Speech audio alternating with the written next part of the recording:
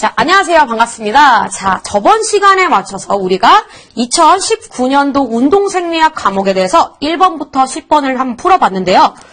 여러분 보시니까 굉장히 어렵죠? 저희 책에서도 나와 있지 않은 내용들이 좀 나와서 많이 당황을 하셨을 거예요. 하지만 조금만 더 생각을 하시면은 풀 수 있는 문제들이 꼭 있기 때문에 한 번 더 생각을 해주시고 개념에 대해서 정확하게 아시면 문제 푸시는데 굉장히 도움이 많이 되실 거라고 생각합니다. 또한 1번에서 10번까지를 여러분들이 푸시면 알겠지만 이 각 과목마다 이 단원마다 다 한 문제씩은 정확하게 다 나오고 있어요. 그렇기 때문에 한 문단도 절대로 그냥 무시하지 마시고 다 한번 읽어보시고 개념을 정확하게 아셔야 될 것 같습니다. 자, 오늘부터는 11번부터 한번 시작을 한번 해볼 건데요. 자, 11번부터 한번 시작을 해보도록 하겠습니다. 자, 11번입니다. 운동 시 비훈련자의 심혈관계 변화로 적절하지 않은 것은? 자, 우리가 운동을 많이 한 운동선수와 아니면 그냥 일반인들의 차이점에 대해서 나타나는 그런 문제 중에 하나인데요. 어떤 게 틀렸는지 한번 읽어보겠습니다. 자, 최대 강도까지 운동 강도가 비례하여 심박수가 증가한다. 당연하겠죠. 자, 여러분 스포츠 심장이라고 들어봤을 거예요. 운동이 많이 훈련이 되신 분들 같은 경우는 심박수가 더 느립니다. 더 느리고 좌심실에서 짜주는 혈액량이 더 많기 때문에 비훈련자들 같은 경우는 심박수가 당연히 더 증가하는 그런 양상을 볼 수가 있습니다. 그래서 1번 같은 경우는 맞는 성경이고요. 많은 설명이고요. 2번을 한번 알아보도록 하겠습니다. 최대 강도까지 운동 강도에 비례하여 심박출량이 증가합니다.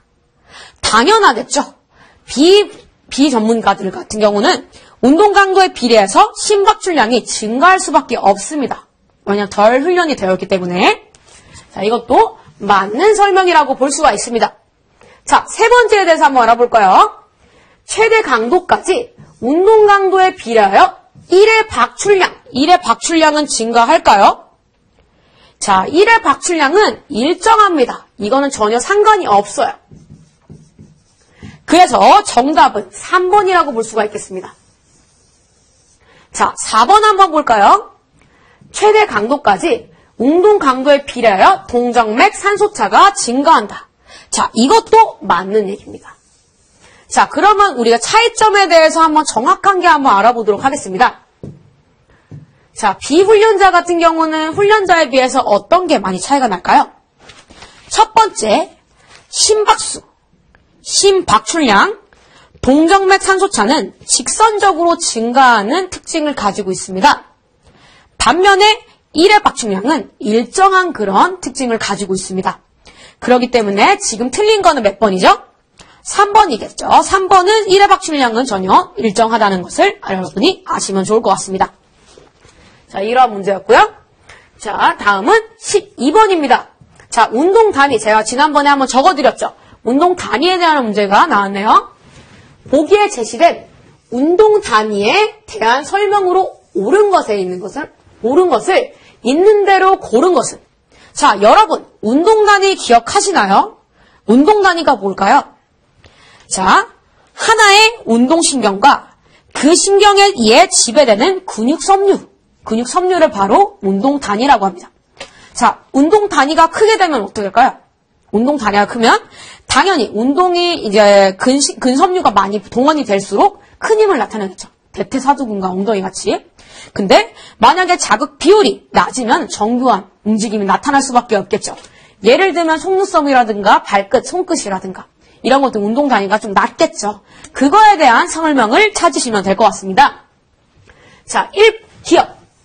하나의 운동신경과 그 신경에 의해 지배되는 근육섬유들로 정의된다. 정말 맞는 말이죠. 자, 기억은 맞습니다. 자, 니은은 어떤 얘기일까요? 니은. 운동신경에 연결된 근섬유 수가 많을수록 큰 힘을 내는데 유리하다. 당연하죠. 당연하겠죠.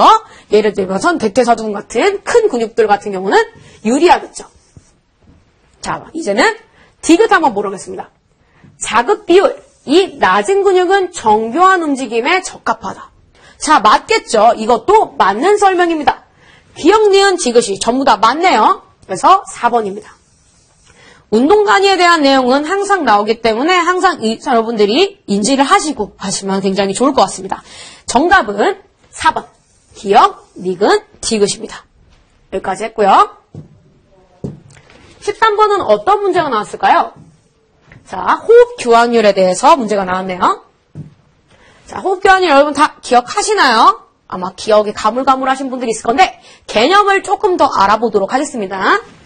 호흡 교환율 R, E, R이라고도 불립니다. 이 보기와 같을 때 생리적 현상에 대한 설명으로 가장 적절한 것에 대한 문제가 나왔네요. 호흡 교환율이 0.8이래요. 자, 0.8이라는 수치는 어떻게 나왔을까요? 자, 이 문제를 풀기 위해서는 어느 정도의 개념을 좀 알고 있어야 될 건데요.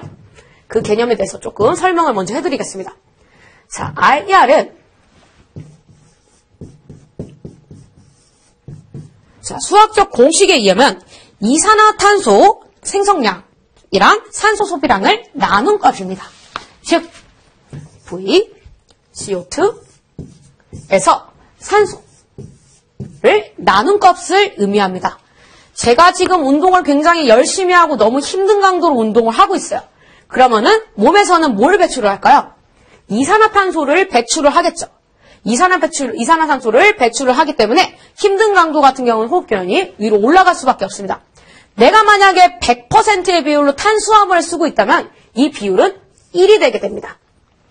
반대로 지방을 100%로 이용하게 된다면 0.7의 비율로 나타나게 됩니다. 자, 이렇게 해서 이산화탄소와 산소를 나눈 값이 바로 RER 개념이라고 생각하시면 돼요. 자, 이 개념 그대로 한번 문제를 풀어보도록 하겠습니다. 자, 한번 들어올게요. 자, 이번에는 이 1번에 대해서 한번 읽어보겠습니다. 자, 이산화탄소 생성량이 산소 소비량보다 많다.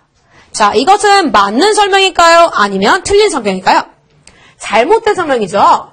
자, 이산화탄소 생성량이 높게 되면은 이 비율은 어떻게 될까요?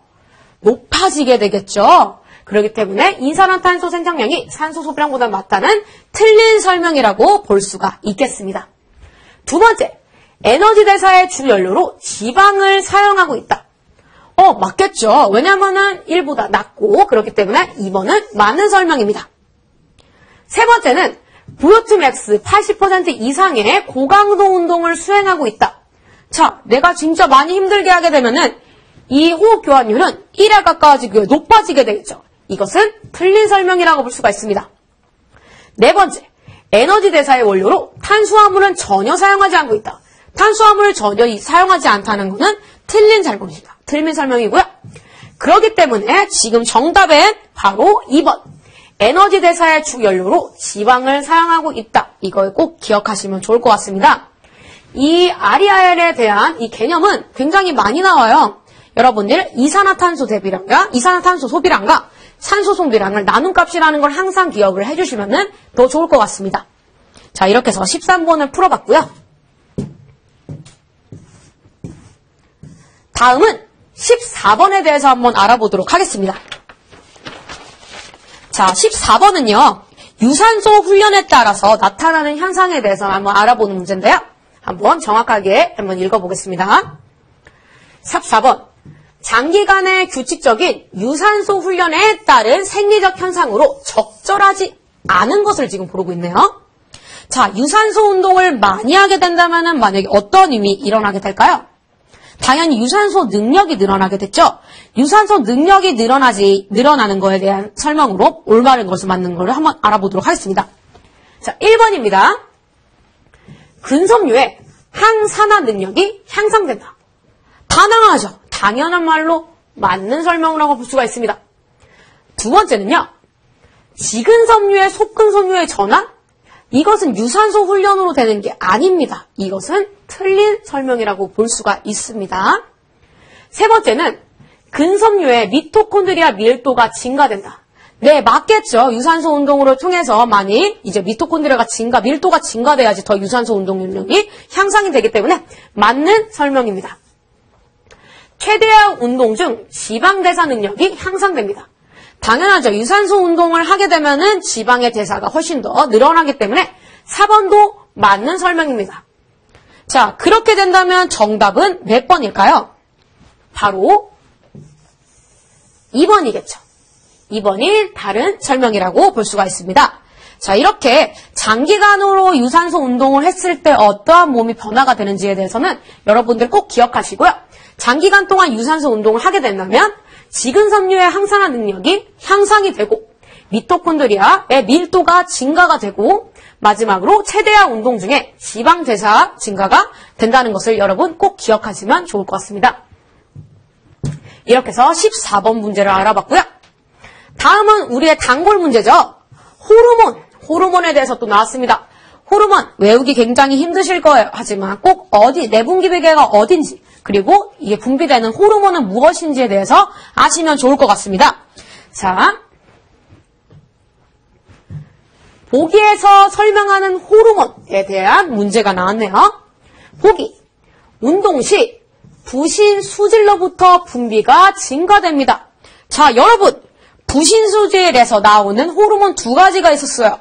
뭘까요? 바로 에피네프린과 노르에피네프린입니다. 이 두 가지가 나오는데 이 두 가지를 찾으면 되겠죠. 법이 벌써 나와버렸네요. 그럼 한 번 더 읽어보겠습니다. 간과 근육의 글리코겐 분해를 촉진시켜주는 역할을 합니다. 심박수와 심근의 수축력을 증가시키는 그런 호르몬입니다. 자, 답은 이미 나왔죠. 답이 뭘까요? 바로 2번 네피네프린입니다. 네피네프린은 이 부신 수질에서 80%를 차지하고 있는 이 호르몬으로서 부신 수질에서 분비가 되고 또한 간과 근육의 글리코겐을 분해하는 그런 역할을 가지고 있고요. 심박수와 심근의 수축력을 증가시키는 그러한 역할을 하고 있습니다. 그러면 다른 호르몬들은 어떠한 특징을 가지고 있을까요? 에스트로겐 뭐죠? 성선 호르몬이죠. 성선 호르몬입니다.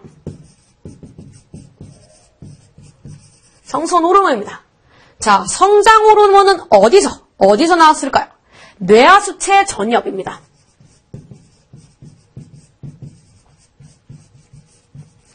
뇌하수체 전엽에서 분비가 되는 거고요. 그러면은 갑상선 자극 호르몬은 어디서 나올까요? 당연히 뇌하수체 전엽.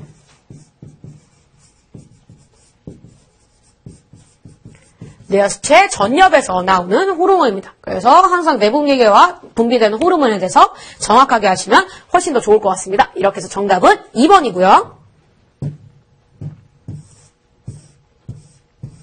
자, 이번에는 지방에 대한 문제가 나왔네요. 여러분 지방 다 기억하시죠? 자, 보기에 지방에 대한 설명 중 옳은 것만으로만 묶인 것이 어떤 건지에 대해서 한번 알아보도록 하겠습니다. 자, 지방은 어떻게 될까요? 지방에 분해되는 거는 어떤 건지 한번 알아보도록 하겠습니다. 자, 기억에 대해서 한번 알아볼게요. 자, 지방은 유리지방산의 형태로 지방조직과 골격근 등에 저장이 될까요? 유리지방산이 아니라 중성지방으로 이제 분해가 됩니다. 그래서 이거는 틀린 방향이라고 생각하고요. 이것 한번 읽어볼게요. 중성지방은 탄수화물이 고갈되더라도 에너지원으로 사용되지가 않는 게 아니라 에너지원으로 사용이 되죠. 그래서 이것도 틀린 반응입니다. 자, 세 번째는요. 중성지방은 리파제에 의해 지방산과 글리세롤로 분해된다.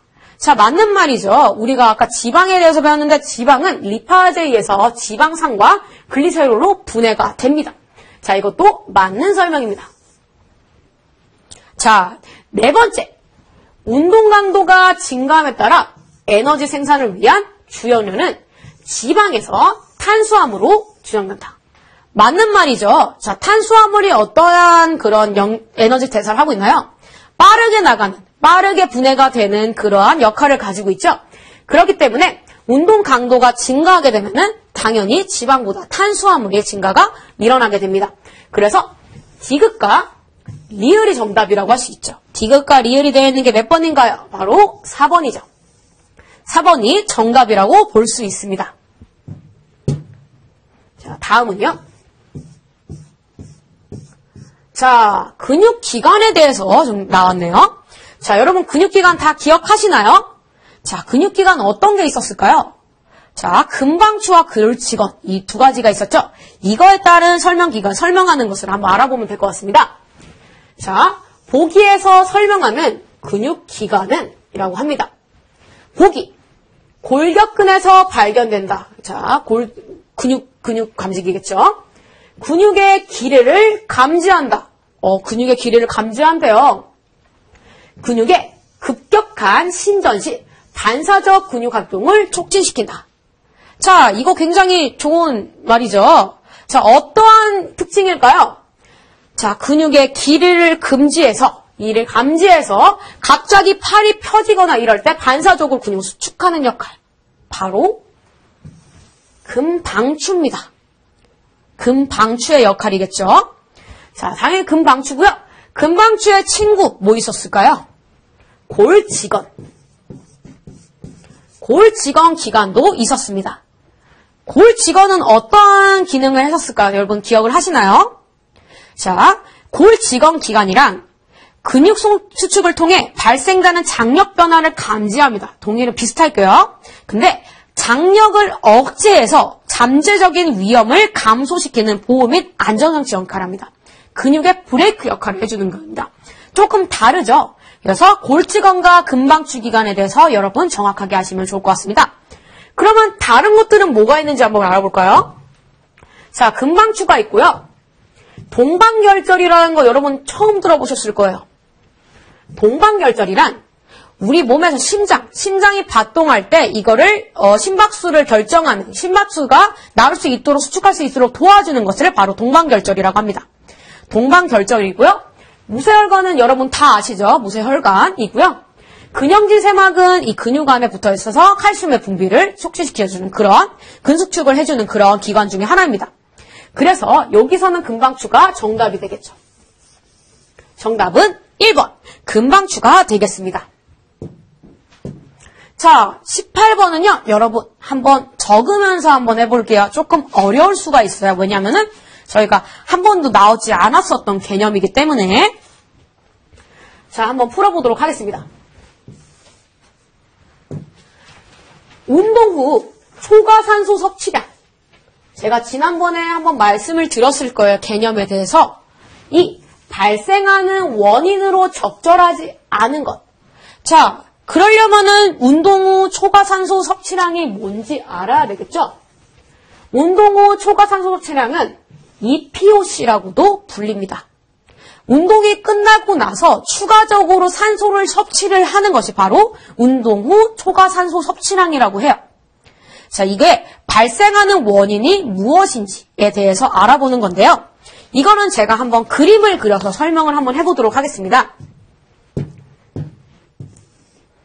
자, 이렇게 잘 보이시죠? 산소 섭취량, 여기가 산소 섭취량이에요. 산소 섭취량이 이렇게 세로로 되어 있고요. 가로로는 운동을 했을 때, 그리고 회복을 했을 때 그래프를 한번 그려보도록 하겠습니다. 자, 처음에 처음에 운동을 하게 되면 산소 섭취량이 어떻게 될까요?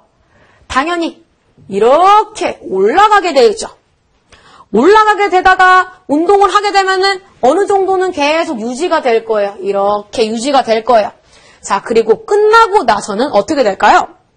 이렇게 산소 섭취량이 이렇게 낮아지게 되겠죠.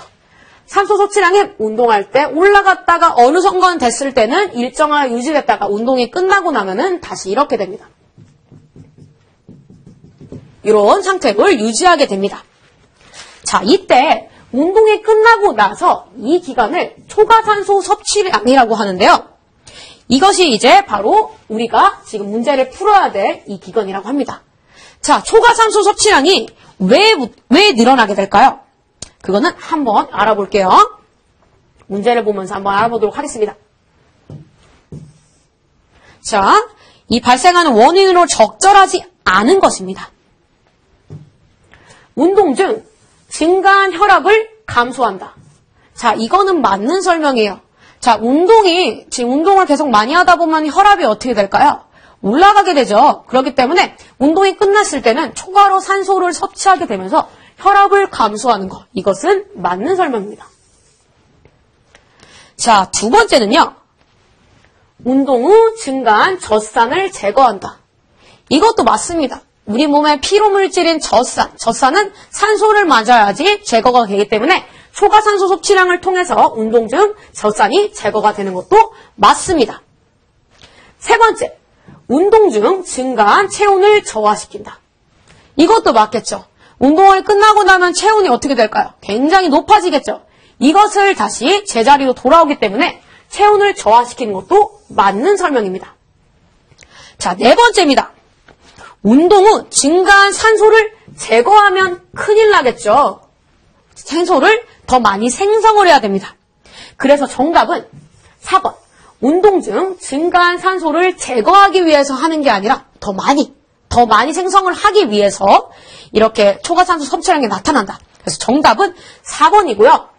이 초과산소 섭취량은 굉장히 중요해요. 굉장히 중요하기 때문에 여러분 이해가 잘 되지 않으시면은 책을 한번 다시 읽어보시는 것도 좋은 방법이라고 생각이 듭니다. 자, 다음은요. 설명하는 용어에 대한 문제가 나왔네요.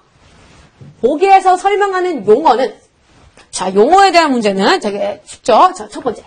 심실이 수축할 때 배출되는 혈액의 양. 답 바로 나온 것 같은데요. 그래도 한번 계속 읽어볼게요. 확장기 말 혈액량과 수축기 말 혈액량의 차이. 자, 이거는 과연 무엇일까요? 자, 심박수일까요? 심박수도 아니겠죠. 분당 환기량, 분당으로 호흡하는 양도 아니겠죠. 혈액량이니까. 최대 산소 섭취량도 당연히 아니겠죠. 자, 1번 바로 1회 박출량에 대한 설명이었습니다. 자, 여러분 1회 박출량 기억나시나요? 잘 기억 안 나시죠? 자, 책에 나와 있는 개념을 한번 적어드리겠습니다. 자, 1회 박출량은 심장이 1회 수축하면서 짜내는 혈액량으로 한 번 박동 시 펌프되는 혈액의 양을 의미합니다.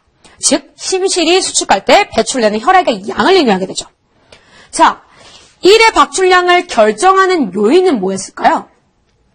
첫 번째는 심실 이완기말 용적, 두 번째는 평균 대동맥 혈압, 세 번째는 심실 수축력에 의해서 이 1회 박출량이 결정이 됩니다. 그래서 정답은 2번이고요. 여러분은 책에서 한 번 더 읽어보시면 아주 좋을 것 같습니다. 그래서 정답은 2번이었습니다. 자, 마지막 문제네요. 자, 마지막 에너지 시스템. 자, 우리 에너지 시스템 많이 배웠죠? 자, 보기에서 설명하는 에너지 시스템은 무엇인지에 대해서 나왔습니다. 자, 우리 에너지 시스템 세 가지 배웠어요. ATP-PC 시스템, 해당 과정, 그리고 유산소 과정 이렇게 배웠는데요. 순간적인 고강도 운동을 위한 주요 에너지 시스템. 자, 순간적인 거 뭘까요? 바로 답이 나왔네요. ATP-PC 시스템이죠. ATP-PC 시스템. 그럼 이 설명이 맞나 한번 더 읽어볼까요? 운동 시작 시기에 가장 빠르게 에너지를 생산하는 방법. 맞죠? 제일 먼저 에너지를 생산하기 위해서는 ATP-PC 시스템이 이제 활동을 하게 됩니다. 역도 같이 1초 빡 올라가는 운동, 높이뛰기, 20m 달리기 등 사용되는 주요 에너지 시스템입니다. 정답은 ATP-PC 시스템입니다. ATP-PC 시스템이란 바로 에너지를 사용할 수 있는 그런 에너지 시스템이라고 할 수가 있어요. 자, 그러면은 다른 시스템은 어떤 게 있었는지 한 번씩 기억이 여러분 나시나요? 자, ATP-PC 시스템을 발현해서 이제 해당 과정이라든가 유산소 과정들이 있었을 거예요. 자, ATP-PC 시스템이란 가장 빠른 에너지원으로 에너지 양이 제한적이지만 근력 운동 같은 단기간 운동의 주 에너지 시스템으로 사용이 됩니다. 두 번째는 해당 과정이었죠. 젖산 과정이라고도 불립니다. 젖산 과정은 ATP-PC 시스템이 이제 ATP가 이제 고갈이 되면 그 다음으로 두 번째로 빠르게 생성이 되는 그런 에너지 시스템이었습니다. 자, 마지막으로는 유산소성 과정이었죠. 유산소성 어떤 과정이었을까요? 해당 과정에서 형성된 피부로산이 산소가 충분한 경우에 젖산으로 전환이 되지 않고 세포 내에 있는 미토콘드리아 내에서 아세틸 조효소와 분해되어 크레스 사이클로 넘어가게 되면서 에너지를 ATP를 더 많이 생성되는 것을 바로 유산소성 과정이라고 합니다. 이 ATP 시스템과 해당 과정, 유산소 과정은 항상 단골로 나오기 때문에 어떠한 차이가 있는지에 대해서 여러분은 정확하게 아시는 것이 중요하다고 생각합니다. 자, 지금 여러분 1번부터 20번까지 한번 이 문제를 풀어보셨는데 어떠셨어요?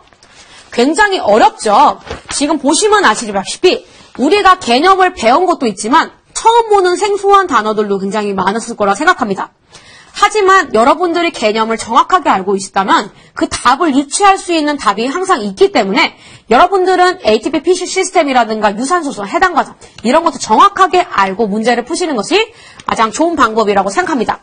이렇게 해서 2019년도 출제를 많이 풀어봤고요. 지금까지 들어주신 여러분들 굉장히 수고 많이 하셨습니다. 감사합니다.